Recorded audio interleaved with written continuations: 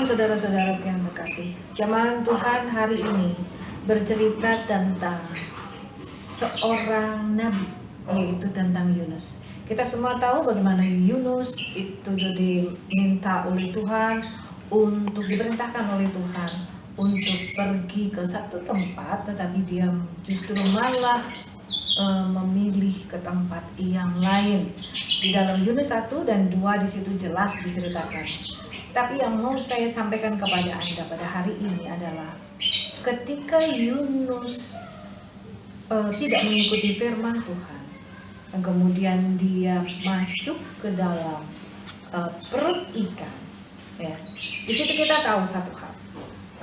Masuk ke perut ikan artinya masuk ke perut ikan yang begitu besar, dan ikan yang besar itu berarti dia hidup di laut lepas, laut yang di tengah-tengah yang dalam, ya. Artinya itu jauh dari mana-mana. Coba sekarang kita bayangkan, di laut lepas, di laut yang sangat dalam, dan di dalam perut ikan. Berarti di situ sama sekali sudah tidak ada harapan, tidak ada kehidupan yang lain kecuali dirinya sendiri dan perut ikan. Pada saat kondisi seperti itu, apakah yang bisa kita lakukan? Itu hampir sama dengan kehidupan saat sekarang ini. Kemungkinan besar dalam keseharian kita, dalam kehidupan kita ada persoalan-persoalan yang selalu kita hadapi. Bahkan kita juga mengalami seperti seorang diri, seperti tidak ada siapapun, seperti ada di dalam lembah kekelaman, seperti tidak ada cahaya terang, ya, dan seperti tidak ada harapan. Tetapi ingat cerita tentang Yunus. Pada saat dia berada di dalam perut ikan itu, yang dia lakukan adalah berdoa.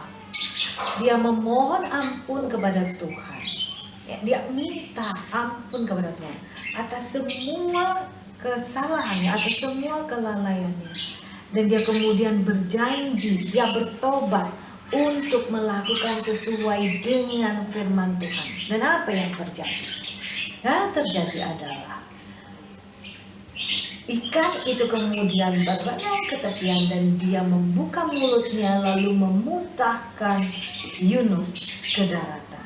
Saudara, kalau dalam kondisi seperti ini kita logikakan, artinya bahwa itu adalah sesuatu yang tidak mungkin terjadi. Yunus di dalam perut ikan dan di lautan lepas, jauh dari daratan, jauh dari orang-orang, jauh dari kehidupan. Pada saat itu serasa tidak ada satu orang pun yang menolong. Tapi ingat, ketika dia berdoa, di situ ada keajaiban, di situ ada hal yang luar biasa. Sahabat-sahabatku, pada saat kita mengalami permasalahan di dalam kehidupan kita, saya pun juga tidak tahu apa permasalahan Anda. Saya juga punya masalah, dan setiap orang yang hidup di dunia ini selalu punya persoalan dan punya masalah. Seberat apapun permasalahan yang kita miliki, percayalah di dalam Tuhan kita yang bernama Yesus Kristus, di situ selalu ada harapan. Saat ketika semuanya tidak ada harapan, saat seperti semuanya itu mengungkung kita dalam kegelapan, tidak ada kehidupan, tidak ada sesuatu yang bisa kita pegang, tetapi Yesuslah satu-satunya yang bisa memberikan jawaban, yang bisa memberikan jalan keluar. Oleh sebab itu, jangan pernah takut. Percaya saja kepada Tuhan yang bernama dengan Yesus Kristus.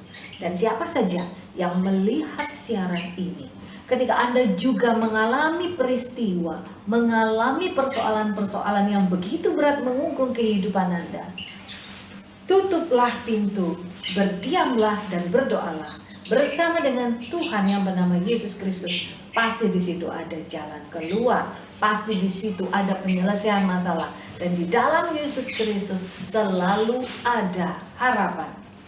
Ya, begitulah jamaah firman Tuhan hari ini. Dan saya tahu persis setiap orang yang mendengarkannya, dia pasti akan mendapatkan sesuatu yang lebih dalam kehidupannya.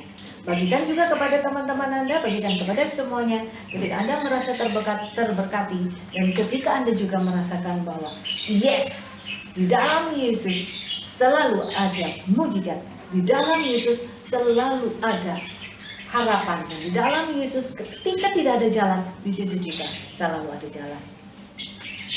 Begitulah sahabat-sahabatku, jemaat Tuhan hari ini. Semoga itu memberkati semuanya.